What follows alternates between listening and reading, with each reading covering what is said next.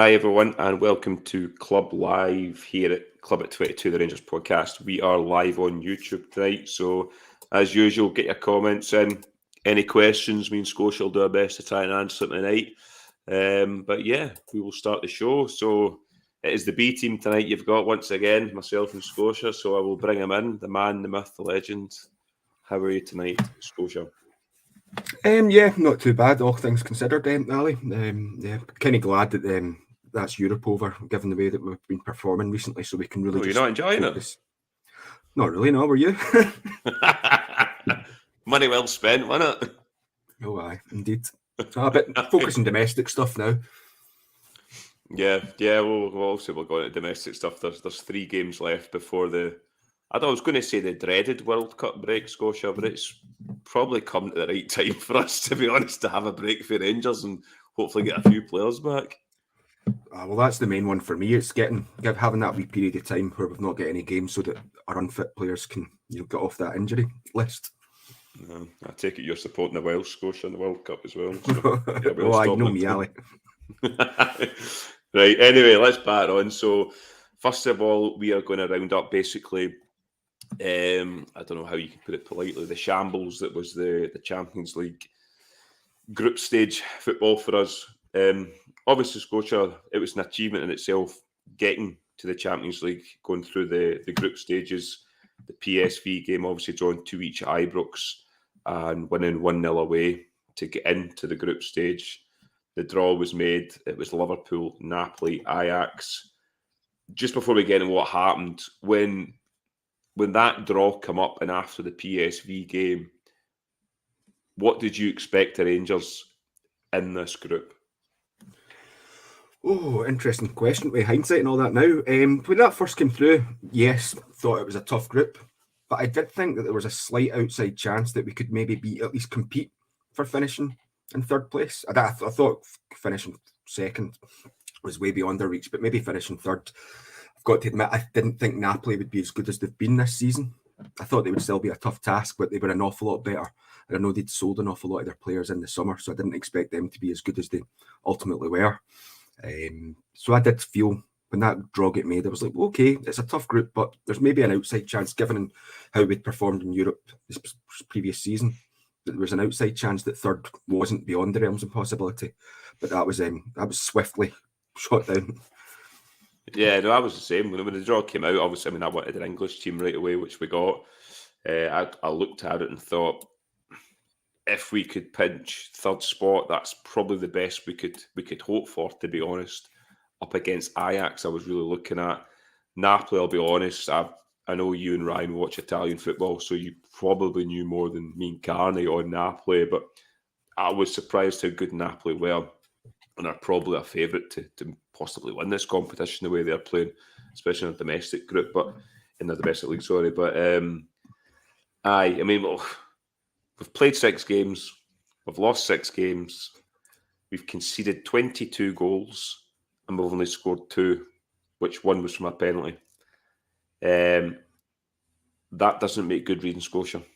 And also we got the record, like we said on after the game on Wednesday night, that we are now officially the worst ever Champions League team in a group stage.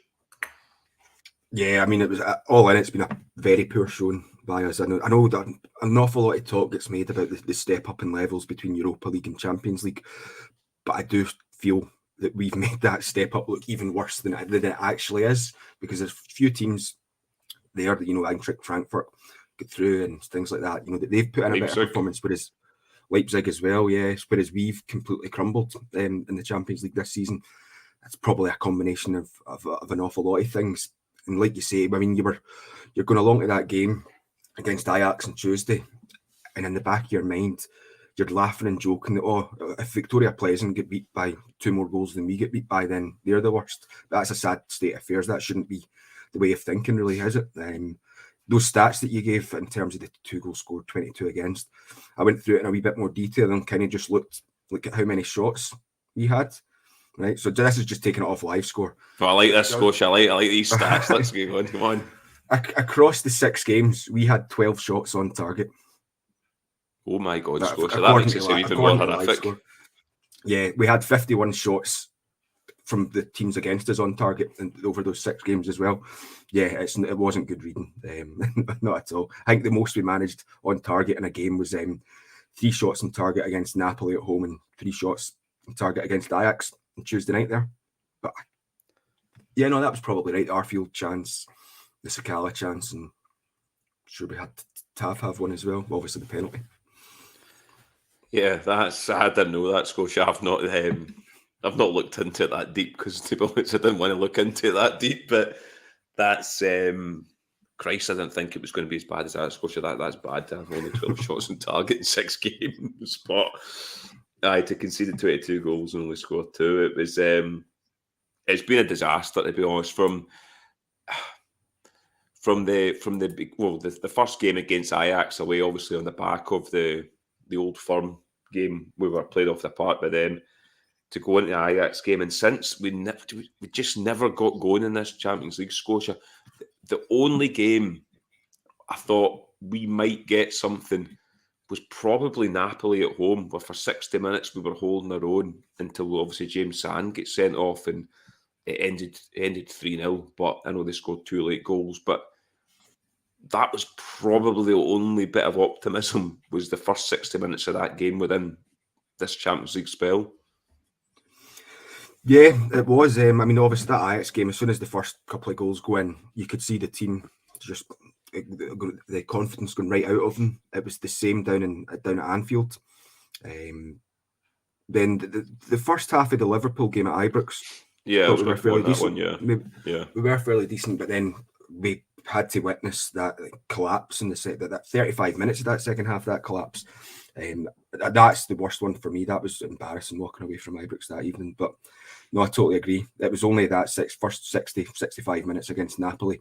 We back in September. What was it? September the 12th or 13th we played. Yeah. And that's really all we put in. And then the scoreline makes it look even worse than it probably was on the night. Yeah, no, it's been it's been a disaster. And obviously going Wednesday night, it was a dead rubber. I know folk were laughing and joking, saying if we win 5-0, we can go into the Europa League. But I mean, come on. I love fairy tales, but that's never going to happen, let's be honest. But I mean, all we wanted on Wednesday was for Rangers to show a bit of pride, play and try and get something, at least try and get a win. At worst, a draw, but at least show a bit of pride. And I'll be honest, Scotia, I know we did a post-match, but I think they went out with a whimper, this Rangers team. I think they went into that game already beaten. A bit of me thinks, I just think they wanted that game dead and buried, and they can just put Europe away and concentrate on the league, hopefully, because that's the way it looked to me with that Rangers team in the park on Wednesday night. They didn't want to be there. Yeah, I mean, I went into that game not feeling confident or anything, obviously, because we were down to the bare bones in terms of the centre half pairing and centre midfield position, obviously, because of Lundstrom's suspension. But you went into the game thinking, right, if we can start well and show a bit of digging stuff in the first half, then we should be all right. But inside 4 minutes, that's us away. That's us 1 goal behind. And then, again, it was one of those nights where that goal went in and you kind of seen the confidence go away from the team, and it faded from an awful lot of the crowd as well, I thought. Yeah, Curry Muncher's put a comment up there saying it was not a dead rubber, it was worth 2.8 million. That is correct, Curry Muncher. I'm going to come on to the finances shortly on that one, but you are very correct on that. It was a dead rubber in terms of playing a game of football, but not financially. So, but we'll come on to that in a second. So, we might as well just go on it now since Curry Muncher's mentioned that there. The Champions League, when we first got into it, Scotia, after the PSV game, a lot of folk were banding about this 30-40 million pound war chest that we're going to get. When you break it down, it's not actually, that's not what we've got. And it doesn't, you just don't get handed that in a lump sum. So basically what we got, looking into it today, you can correct me if you want, Scotia, because I know you died going a wee bit further than me, but just for our participation of being in the group stage, we got 15.6 million euros. The prize money, which Curry Muncher is elaborating on there, we get £0 because we got 0 points. Celtic obviously got a bit more than us because they get 2 draws, so they've benefited in that. We also there's a 10-year coefficient bonus you get as well.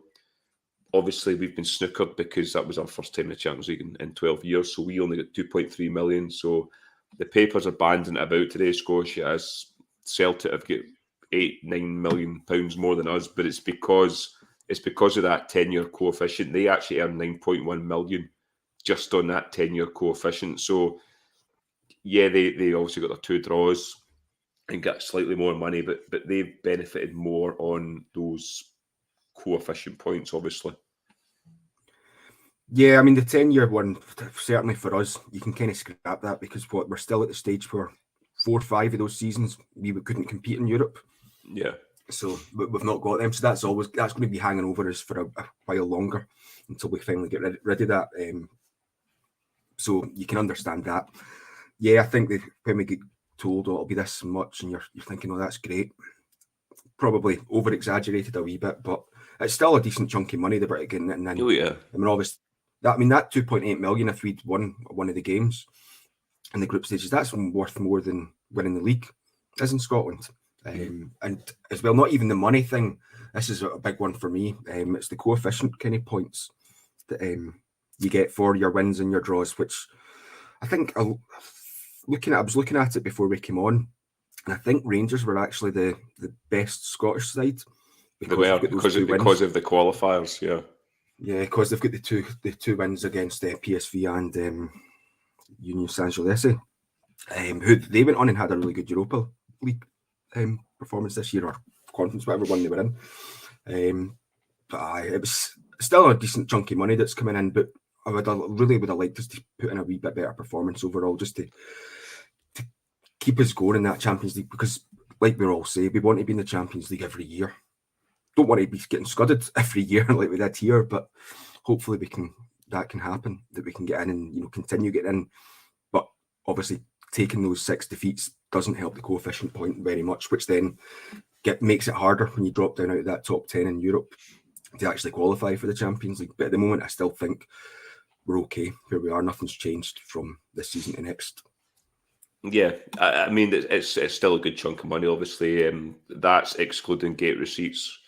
Rangers roughly got, I looked today, it was about 8 million, I think they got in the gate receipts, obviously because they bumped the ticket price right up to the maximum they could get, probably. So that was David Todd, their 8.2 million. So, yeah, obviously we got the gate receipts as well on that. So, I mean, overall, it's a very good chunk of money.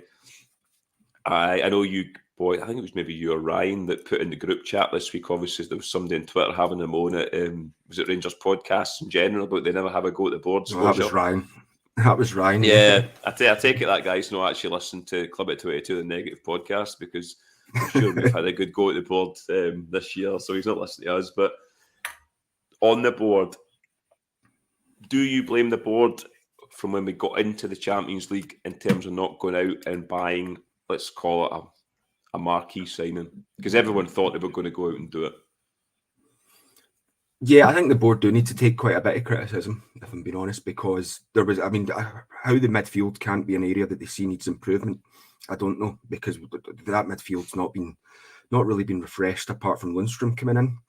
I know we've brought players. I mean, like last season we brought in Bacuna, didn't work out with Bacuna. Yeah, the midfield was a position that we needed strengthening, and they didn't really do it. Although I do take the point that I don't know if you'd heard Gio's press conference today, and he did mention that there were some players that they've obviously tried to go for that didn't want to come to Rangers, or they couldn't agree finances and stuff. Because I felt at the time as well, when we get through to the Champions League, once we got that victory over PSV, what you tend to get is that agents and players will then go, oh, well, they've got a big chunk of money, I want to be going for this wage. And we obviously, the board should be praised for not blowing the budget. I think it's always difficult as fans to kind of, you want the best players that you can get, and you don't really think about the money too much. But we've been stung with spending far too much money in the past, and look at the problems that it got us into. But no, the board, there should have been more, I think, done in terms of giving Gio a bit more funding to strengthen that squad, but in particular the midfield. Yeah, no, I mean, the midfield's glaring. I know we've had lots of injuries, we'll probably come on to it, but the midfield's been glaring for the best part of 18 months, I would say. We need a box-to-box midfielder. The right side of the midfield, we still haven't resolved. We've tried umpteen players out there. But it's a difficult one. It's a difficult one, but the injuries, Scotia, was a big factor, though. I do think with you, I feel sorry to a point in terms of injuries got, because at the moment everyone are just dropping like flies. I mean, Yilmaz was the latest one there last week when he pulled up, so that's not helped him at all either in trying to kind of build this team, because on the presser today he was asked umpteen times by these guys, basically, does he go and pick the players to sign? And he said basically him and Ross Wilson sit down and they pick together, they do it together. And he was pressed again about it, and he had to come back and say, look, we do it together. So obviously they're looking for a headline, but the injuries have hampered him in terms of he can't play the team he really wants to play. No, you're right, because you think about it, actually to qualify for the Champions League and the performance. I know the one game that we played against USG where we were awful. Apart from that, the other three games I thought we played fairly decently in that. And PSV aren't a diddy team. They're maybe not quite at the level of Ajax, but they're not far off where Ajax are. And we went out and put in a decent performance over them. And at that point, we didn't have as many injuries. Then the injuries all started hitting at once. Tom Lawrence dropping out was a big, massive one, I think, because he was starting to play really well in that midfield slot. It kind of coincided with the point where Tillman kind of dropped off in form a wee bit as well. It didn't help. And then obviously the centre, what's happened to the centre back this season's nothing short of ridiculous in terms of how many players we've got out. It doesn't help that Alfie wasn't up to fitness, and then some of that needs to get laid at Alfie's feet.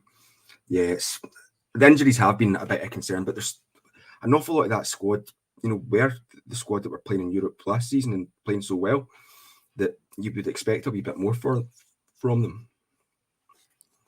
Yeah, I mean, you can kind of look at similarities. Remember when we got to, it was the UEFA Cup at that point, away down in Manchester, we went on that run, and then the following season, we get knocked out in the qualifier of the Champions League, remember? Yeah. A bit of a disaster when we should have got through. And was that Kaunas? Yeah, I think it might have been Kaunas, but I remember under Walter, we get knocked out. But this is, I know we got into the group stages, but it has been a disaster, the group stage. It really has. Disappointing for everyone like ourselves, Scotia, have paid good money to go and see it, and it's not been worth the money at all. So moving forward with this Rangers team, I know we'll probably come into it later on in the season, but he was asked about it today anyway. So there's 10 players out of contract, Scotia, in the summer, and he basically said if they don't sign contracts, we'll basically need to go out and sign 10 new players in the summer and rebuild the team. So what do you see forward for this Rangers team next season in terms of Europe? Do you think there will be a massive rebuild? Because, well, I know we've talked about it in this podcast that there needs to be a rebuild. No, there does. I think we've kicked the can down a wee bit of the road. I think, and a lot of this goes down to Gerrard, I think the season after 55, there was probably time for a bit of a refreshment there, and it didn't really happen. I think Gerrard insisted that all these players get offered other more lucrative contracts, longer contracts, and not to sell anyone. And it kicks the can down a wee bit down the road. Then it's the same. I mean, I've not looked into all the players, but I know obviously Jack, Kent, Morelos, Helander, they're all out of contract as Roofs in the season after, isn't it? So there's a few, obviously. I think Helander will be away. Jack, yeah, unless he gets back from his injury sharpest and doesn't pick up an injury again, then I could see him going away. There needs to be a refreshment in the midfield. Obviously, Arfield and Davis and McGregor, those are three. We spoke about it before. Did we really need to sign those three players again for another year? One, maybe two, given the way the goalkeeper situation's worked out this year. But I think goalkeeper's maybe a position we need to look at. Midfield, yeah, there's going to be a big overhaul. I think it needs to be. I know I've seen a few people in the comments put up as well that they're surprised that no Dutch players. The fact that we've got said Dave that Vos, day one. Yeah, the fact you've got Dave Vos, you've got Roy Mackay, you've got Gio, no Dutch players coming now. This could sort of go on at the point that Gio was making, that maybe they just looked at it and went, no, I want higher wages, or I don't want to come, couldn't agree a fee or whatnot. But it does seem strange that we've not got a Dutch player in yet, given that that's now been, 2 transfer windows that Gio's been in for. Even, I mean, we've said it on this before, Scotia, even, I mean, it doesn't have to be a Dutch player, even a link to Gio's past or a player he's worked with or something like that. There has been no link. And I know we use the other side of the city in terms of he's brought in, was it 4 Japanese guys, and they're bringing another one in January that he's worked with. So he's got an identity. He's bringing in players that he's worked with. We don't seem to have that link, which is a bit weird, to be honest. No, I think what you need to look at as well, though, if you're going to do that comparison, is that how many clubs in Europe generally shop in the Australian or the J-League markets. Not a huge amount, and they'll probably handpick the very best of players. Whereas obviously Gio knows Holland. I know he was over in China, wasn't he, for 6 or 7 months. I don't think that worked out well for him. He was there. He only knows sort of the Dutch European leagues, the English Premiership, and things like that. So yeah, it is strange that there's not been one player that Gio's brought in that's had links to him in the past, because you do tend to see that happening when a manager goes somewhere. He'll bring in a player that he's worked with, that he's got confidence in, but for whatever reason it's not happened.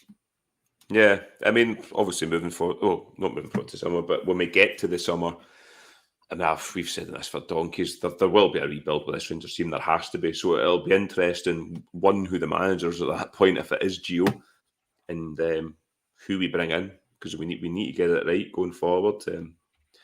So we'll leave that behind. Obviously you're talking about this. No, you're talking about the summer window there, but you've obviously got the January window coming up, and I know that Gio's mentioned a few times that he has talked about all the injured players potentially coming back around that point.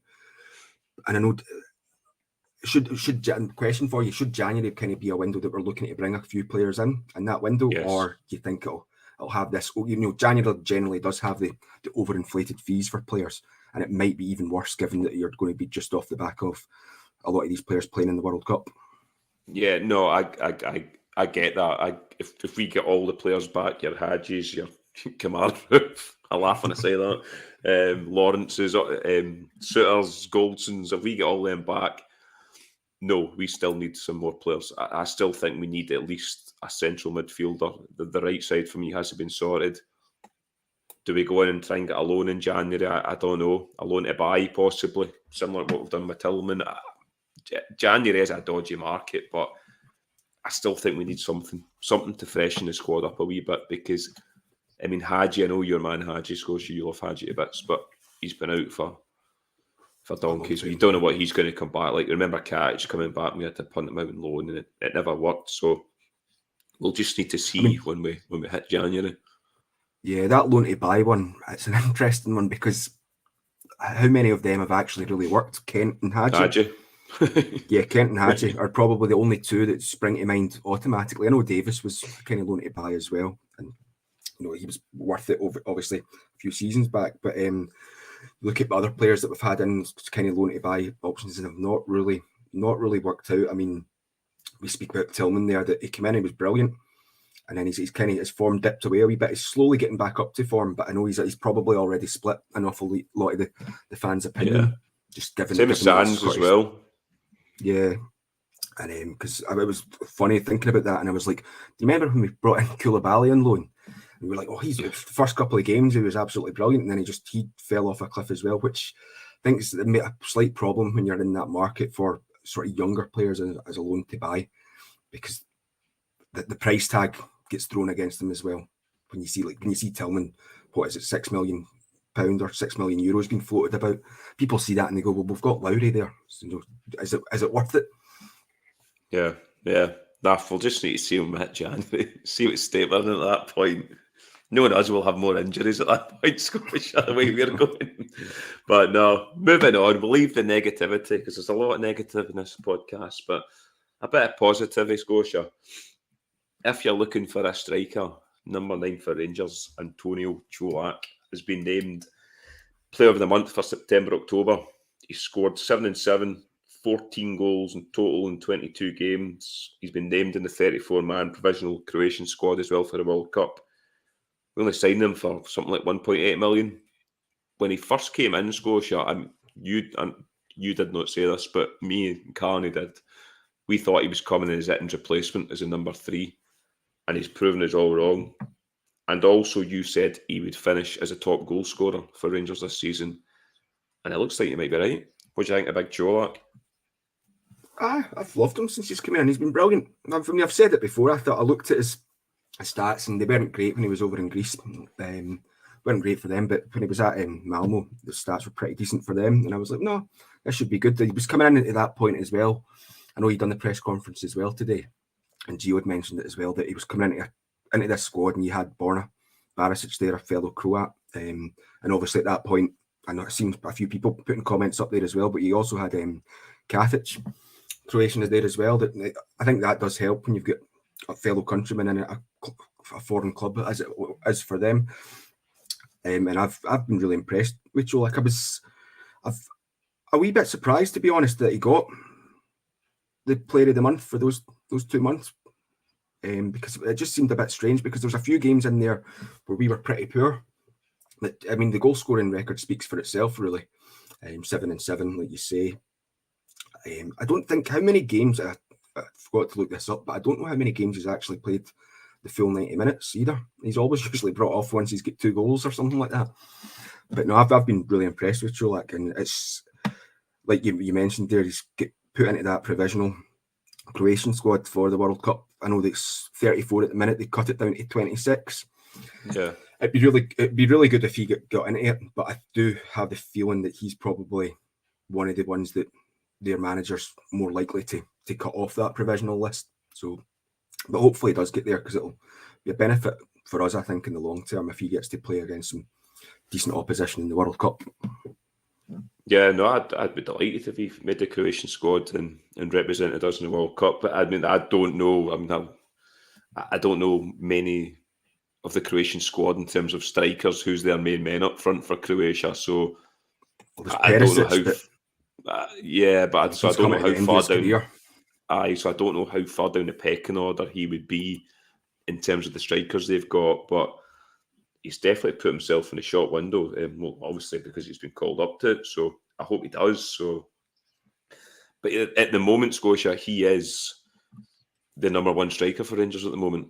I mean, we all said when Morelos was going to get finally back to fitness, which takes him ages, he was just going to come back and Colak would sit on the bench. So, do you agree that he is? Well, he is our number 1 striker, and what is probably next for Alfredo Morelos?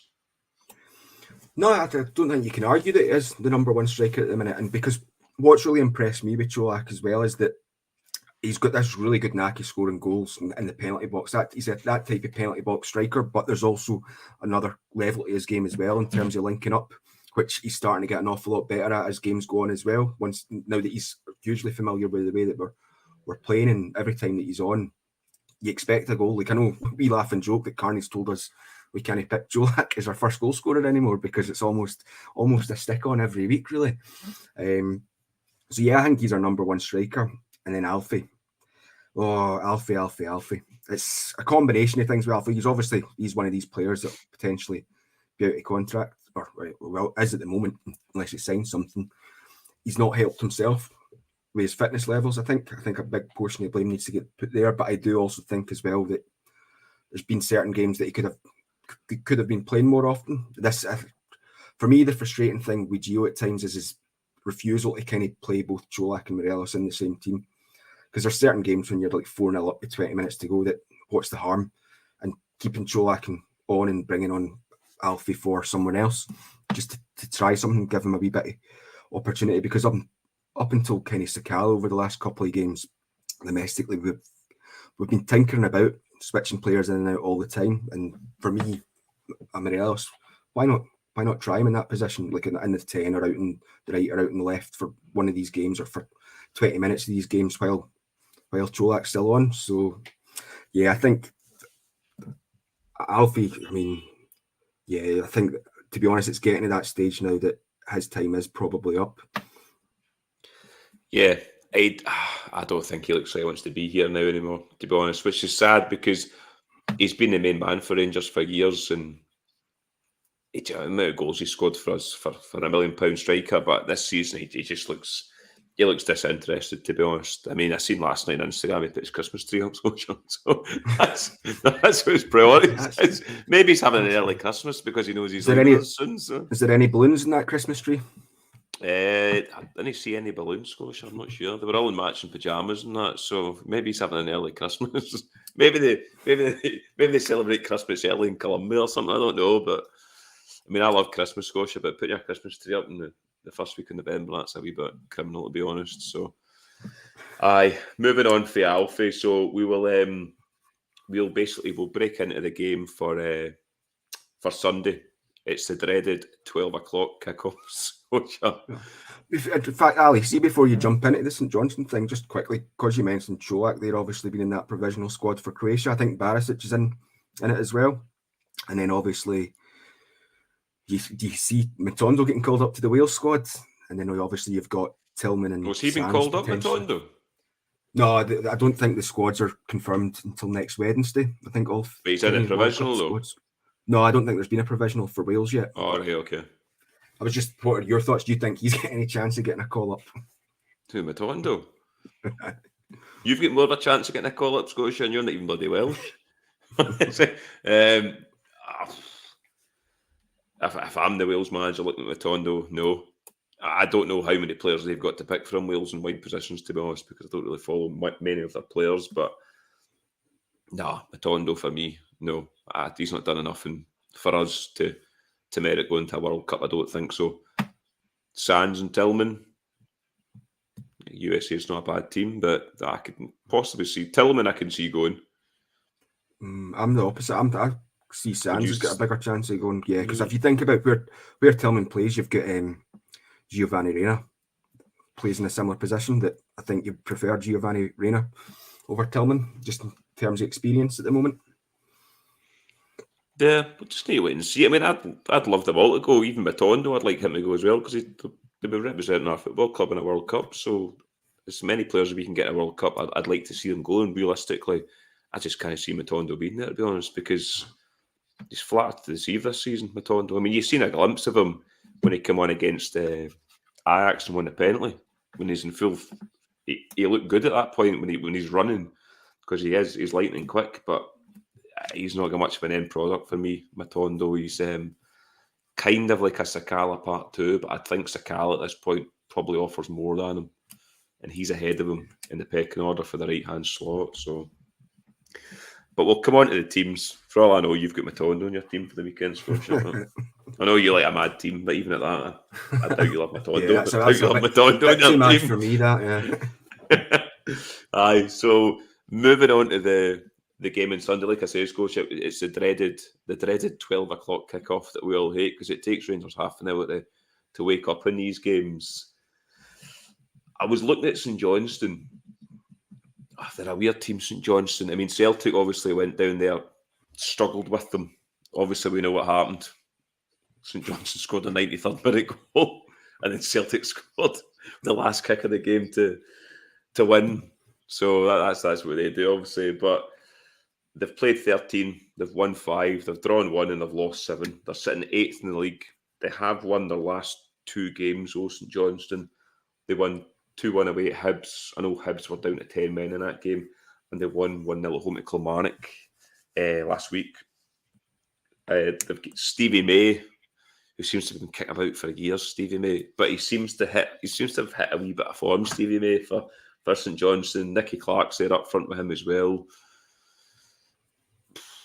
It's one of the places, Scotia, we kind of struggle, but don't struggle at times. I've seen Rangers go down there and win convincingly, but then I've seen us go down there and really, really struggle. So St Johnstone, to me, I think will do a Livingston. I don't think they'll be like Aberdeen. Aberdeen came and I thought, try to have a go at us last week. I can see St Johnstone sitting in and just trying to frustrate us on Sunday. Yeah, I would agree with that. I did try to listen to Callum Davidson's press conference today. So I went on and then I clicked the wee link, but only played for 30 seconds. And then I needed to sign up to the St Johnstone TV or something. So I was like, no, you're all right. I won't listen to that. But he did say that he was feeling quietly confident about the game. But I agree with you. I think that they will sit in a wee bit. I watched quite a wee bit of that game that they played against Celtic a couple of weeks back because I was waiting on you to meet you in the pub, but you decided to get the bus along and leave me in the pub. And obviously, yeah, like you said, they played fairly decent, the bits that I'd seen, but I do think that Celtic were pretty poor from what I'd seen of that game. And yeah, just typical what happened, because I know there was an awful lot of cheers when I was walking along the road, obviously when that goal went in, and then an awful lot of disappointment when 2 minutes later they equalised. Language not suitable for this podcast, probably. Yeah, St Johnstone, like you say, they are a bit of a strange one. I think last season they had a bit of a disastrous season, coming off the back of an incredible season for St Johnstone, which unfortunately we were the victims of it at one point in the cup game, weren't we? So I think last season they had a really poor season, but they seem to have kind of getting a wee bit of form this season. That the table, apart from obviously us and Celtic, but I think there's only like 4 or 5 points between third and 10th. So it's all quite tight and about there at the minute. So it's, we're getting into the second quarter of games getting played at the moment, and it's all fairly tight. But I like you say, we're generally pretty decent domestically in the league against St Johnstone. We won all our 3 games last season. Oh, Brian, thank you very much. Thank you very much for the donation, Brian. Yeah. So it's St Johnstone, yeah, difficult, and it is that 12 o'clock kickoff as well. I hate 12 o'clock kickoffs for some reason. I'm not a huge fan of half 12 kickoffs, but they're an awful lot better than 12 o'clock kickoffs, because how often have we laughed and joked that Rangers don't start playing until it hits 12:30 on the clock, and when we play these type of games. So it'll be interesting. I did notice. Sorry, keep going. Sorry, what were you going to say? No, I was going to say, I noticed that Callum Davidson was saying that your old pal Jamie Murphy is back from injury as well, so he'll be floating about. I know you love Jamie Murphy, yeah.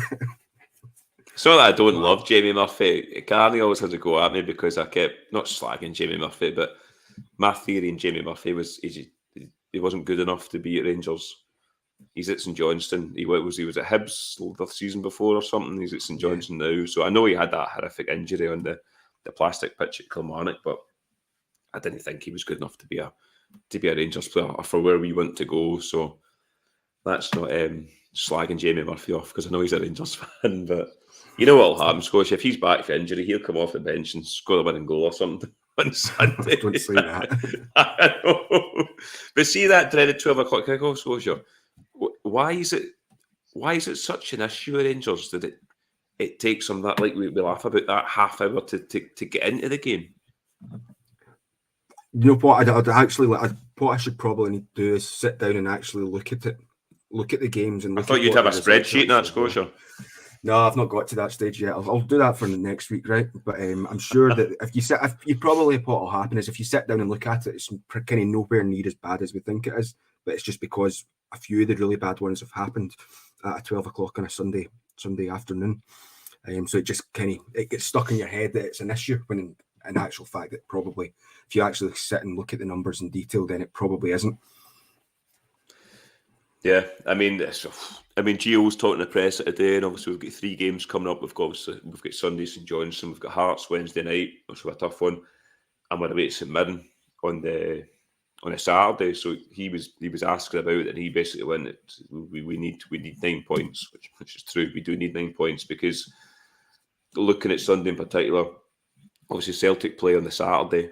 They're at home to Dundee United, I think it is, which you'd expect them to win that comfortably. So they'll be 7 points ahead of us before we kick a ball on Sunday, which will put pressure on this Rangers team, because they have to win. They have to win every game up to this World Cup split. But yeah, Rangers, I know we were laughing and joking about it's 12 o'clock kickoff tomorrow, Scotia, and they take half an hour to turn up, but they need to turn up for minute 1 tomorrow, Rangers, and they need to move the ball quick. It needs to be high intensity for me.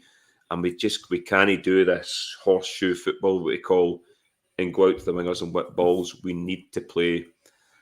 I know it's easy saying here on this podcast, we need to play like we did against Aberdeen in terms of moving the ball quick, as I say, the high intensity. Do you agree with that? Oh yeah, definitely. We do need to play like we played against Aberdeen, but you made the point. Can we play like we did against Aberdeen, given that St Johnstone will probably set up to play that more defensive block? Because it's been an issue for Rangers, and it's not just been an issue for Gio. It was an issue for Gerrard as well, that we really struggle to break down these teams when they put in that low block. You know, when they've got two banks of 5, sometimes a bank of 5 and a bank of 6. That we've struggled for a long time to actually sort anything out with that. Justin, sorry, Scotia, just all the way from Texas. Justin, God bless America as he comes in all the time. Still waiting for the plane tickets, Justin, to Texas. Scotia's desperate to go over. Some man, Justin, honestly, every Friday. Aye, COVID put a stop to our wee tour of America, didn't it, Pearson? So we need to sort something out. We'll need to sort something out. But yeah, no, we need to go in and play with that intensity. But like I say, it's something that we've not really figured out how to beat teams with these low blocks yet. So hopefully we can, because like you say, Gio and a lot of the players as well, they're living game to game at the minute, and certainly Gio is. Gio drops any points, and then I think it's a question. Will they? Two questions. That obviously fans will get right on top of him if he drops any more points, but it's will the board? I don't get the feeling that the board will pull the trigger, but I don't see how if we do drop any points, how long that they can carry up that kind of approach. Yeah, I mean, we've said in this podcast for a while, I think the board are gambling majorly in terms of this World Cup break coming up in a week's time. They want to get to that World Cup break. Well, it has to be the very worst where we're sitting at the moment, 4 points behind. It can't be any more points. It really can't, Scotia, because I just don't see them drop many points at all. But they are gambling. And I think they're giving him the ace card in terms of he's had all these injuries and he's got these players to hope.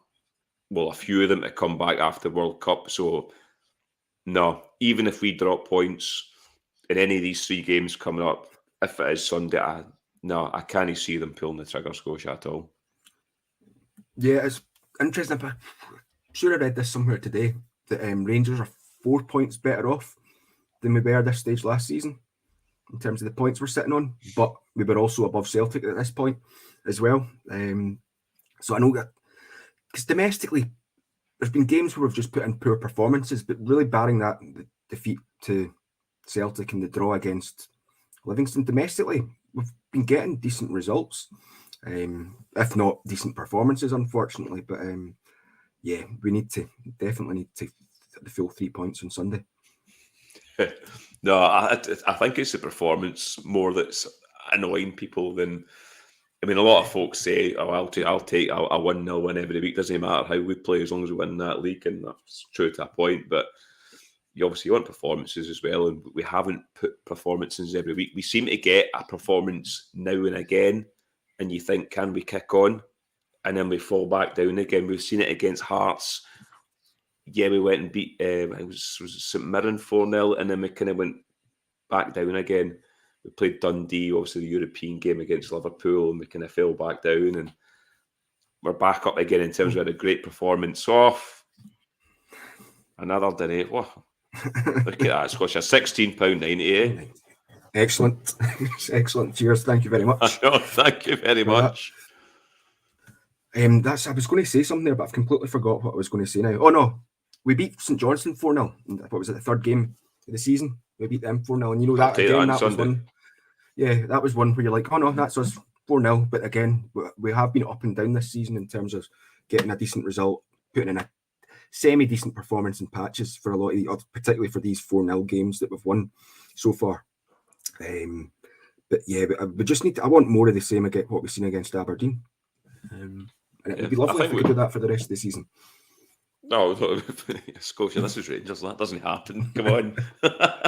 No, it would be good. But what I'm basically saying to say is every time we put the good performances, you're looking for us to go on a run. And I know we can't really go on a run because we've got the World Cup break coming up, but we've got 3 games. If we can put 3 good performances and good wins together, it's good going into that break. Hopefully get some players back, and then we can kick on for the the start when we get back, because we're in obviously 3 competitions domestically. Europe's put to bed now. We don't need to worry about that going forward. So, we will just need to wait and see what happens. But in the presser, obviously, the main thing, it was 17 minutes long. Obviously, guys in the comments and folk listen, if you want to go and listen to it, it was 17 minutes long of just Gio. So you can go and listen to that one. But the main things I try and take out of it is who's available. So Lundstrom and Charlie McCann are back. Looks like Davies will be back as well, because he did say they've got one more training session, but they've got there's no kind of fresh injuries there. So yeah, I'm hopeful Davies will be back in that team tomorrow, and obviously Lundstrom, maybe that wee break on Wednesday night might do him well. Scotia, I know he did play well against Aberdeen, but that was a good wee break for him. So we'll come on to the team's scores and first goal scorers. So I'll be surprised, Scotia, if we don't pick the same team here, to be honest. I know you usually throw a curveball in there of someday, but I'll be very surprised we don't pick the same team here. So let's have it. What have you got? Right, I'll give you the team that I think he'll play, or the team that I want him to play. But I've got a couple of sort of questions for you as well once I give you my team, all right? So I'm going with backline of McGregor, Tav, King, Davies and Barisic. Midfield of Lundstrom and Sands, with Sakala, Tillman, Kent and Cholak. So basically the team that started against Aberdeen. That's my team. But what I was thinking about, because you brought this up against the game against Ajax, with Sands getting played on the right side of the defence, do you think maybe that he's looking at Sands might play in it centre half along with Davies? Not because King deserves to be dropped or anything, but just, we always talk about bringing in a younger player, that playing them all the time can sometimes be of a detriment to them. So just given that he played Sands on the right, I was kind of thinking, is he maybe doing that with a mind to, on occasion, place Sands and Davies together?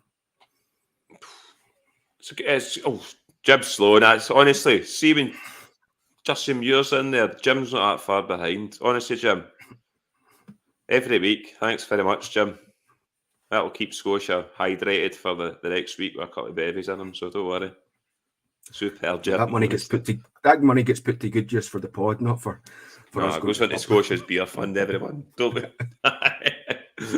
No, it's good point, Scotia was, because my team's the exact same as yours. That's why I said I'd be very surprised if we didn't pick the same team. I think he has to go with the same team, but yeah, Amy, they could put Sands in that right centre half. Like I said to you against Ajax, the only reason I thought he'd put him at right centre half was because he's more of a ball playing centre half, in terms of he can ping a ball, similar to what Goldson does. Young King didn't have a great game on Wednesday night, but a lot of them didn't have a great game on Wednesday night. And Sands was the same. I don't think he was clever either. King wasn't great. Could he be burned out? I know he's not used to playing this type of level of football week in, week out. Would it be good to pull him out? I don't know. Potentially. But then Gio will be looking at that. We've only got 3 more games left before the World Cup break, and they can have a break. So I don't know. If you do put him in there, I was going to say, if you pull King out and put Sands in there, who do you play in the 3? Did you bring Kamara in to play in that position? Yeah, well, that's what I was thinking, Kamara potentially, because again, Gio did get asked in this press conference that Kamara's getting back to fitness, but I think we're all of the same opinion. In fact, I joked to you about this earlier in the week that at the very start of the season, we picked Kamara as the player that would be the surprise package of this season. And to be fair, he has been the surprise package, and how poor he's been, or non-existent really, isn't he? But Gio was asked about him, and he did mention him. So I don't know if it's, you'll maybe see your likes of Kamara or Arfield starting deeper in the midfield. Yeah, no, I'll be interested to see what happens. I mean, usually there's some sort of wee spanner on the works with Gio sometimes in terms of team selections, but I really can't see it for Sunday. I thought Sands in that midfield just freed up Lundstrom and let him go a bit more forward, and vice versa. They could kind of swap sometimes. So, and I think Sands gives us more energy in the midfield. He gives us more legs. So I thought we'd kind of stumbled upon an equation that works for us. And to me, I think we need to stick with it.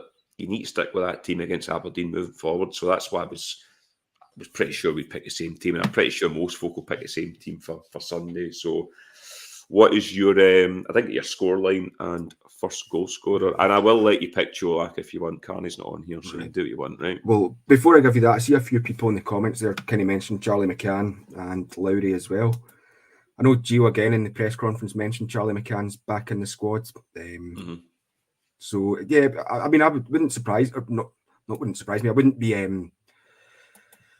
adverse to McCann starting a game potentially, but like we say, because we're at the stage where these are must-win games. I don't know if you want to change things up too drastically at the moment. He's not. This isn't slagging Charlie McCann at all, because I like Charlie McCann as a footballer.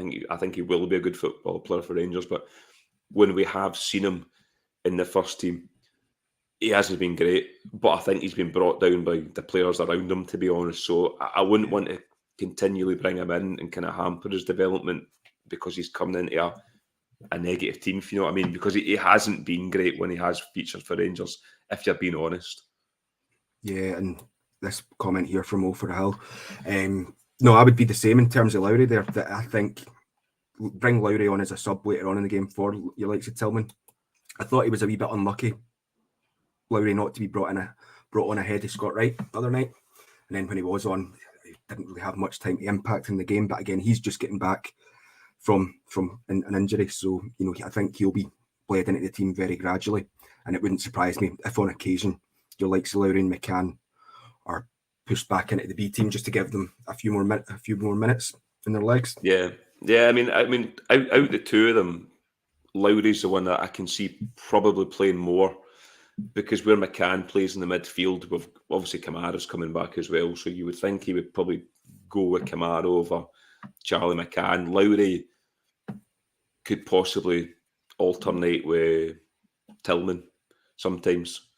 So I could see Lowry getting more of a shot moving forward. So again, there's only 3 games left before this World Cup break. But I would like to see Lowry, because I've said Lowry's one of these guys that gets you off your seats at Ibrox, and I think he can excite the Rangers fans moving forward, and that's what we need as a support at the moment.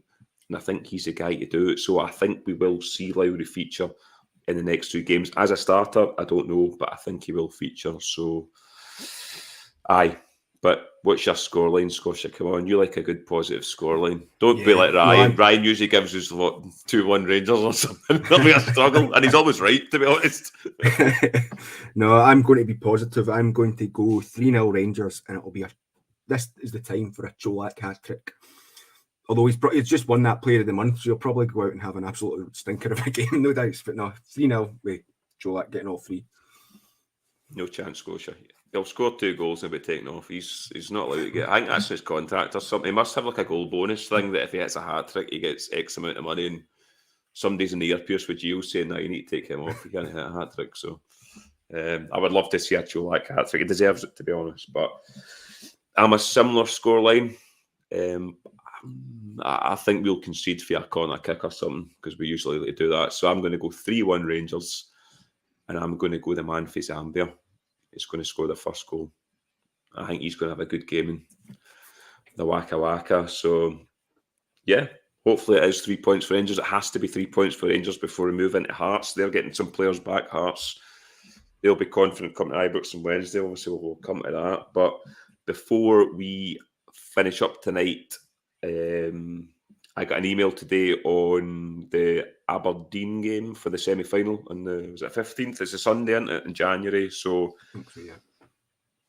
again, it's in tiers 1 down to tier 5, I think it is. So for folk that are in tier 1, which is a MyGers member with a season ticket who has ticked the CCs, it is at 10 o'clock on Monday to reserve your ticket. I think Aberdeen 20,000 allocation, Scotia. I couldn't see them selling 20,000 tickets, to be honest. So hopefully Rangers will get more tickets than initially allocated on that one. What's your thoughts on that? Yeah, I hope so as well, because as I was mentioning you before we started recording tonight, for some reason my CCCS, my bank card changed, and I forgot to update it. So I tried a couple of weeks ago to go log back in, but it just, as you know how the Rangers website's like, it just done it, but nothing processed. Tried it a few times, didn't work. So I've done it today, and I got the email confirmation through. But I've got the feeling that I'm maybe a wee bit too late to be in that tier 1, which, partly my own fault. But I've not been to the Queen of the South game or the Dundee game. So given that I wasn't to those 2 games, the tickets priority should probably go to someone that was at those 2 games over me. Yeah, Curry Muncher, I'll answer your question. I saw Scott today and his good lady and his wee boy as well today. I seen them today. They're as good as they can be at the moment. Just to update everyone, usually we have a club deck corner. I was going to say this on Sunday, but I might as well now since Curry asked the question. So usually on Tuesday we have a club deck corner, but as a mark of respect to Scott's sister, because her funeral's on Tuesday, we won't be doing a club deck corner this Tuesday as a mark of respect to her. So hope you understand, but we will have a match reaction on Sunday, and Ryan will be on, so strap yourselves. And I think Scotia's coming on as well, so the 3 of us will be on there on Sunday. Hopefully a positive podcast, not a negative one, but Ryan will be there, so I know you all enjoy Ryan's comments. But yeah, I would like to thank everyone that's been in the comments and joined in tonight. Hopefully the B team done well. All the donations that came in, thanks very much for everyone that came in tonight. You don't need to do that every week, but it's much appreciated. If you could like and share, that would be appreciated too. So yes, finally, thank you very much for coming on tonight, Scott Gemmill. Yeah, cheers, Ali. Thankfully, like we said at the start there, that's Europe out the way now, and we can just focus domestically. We've only got, as we say, these 3 games, but 3 games, 9 points, and then once the World Cup's wrapped up, we can kind of focus back to Rangers domestically and hopefully put on a bit of a charge for a title win. Yep, that sounds good to me. So like I said, we'll be back on Sunday with a match reaction for the St Johnstone game, and Ryan will be here, so tune in. So we have been Club at 22, the Rangers podcast, and we will be back on Sunday. Good night.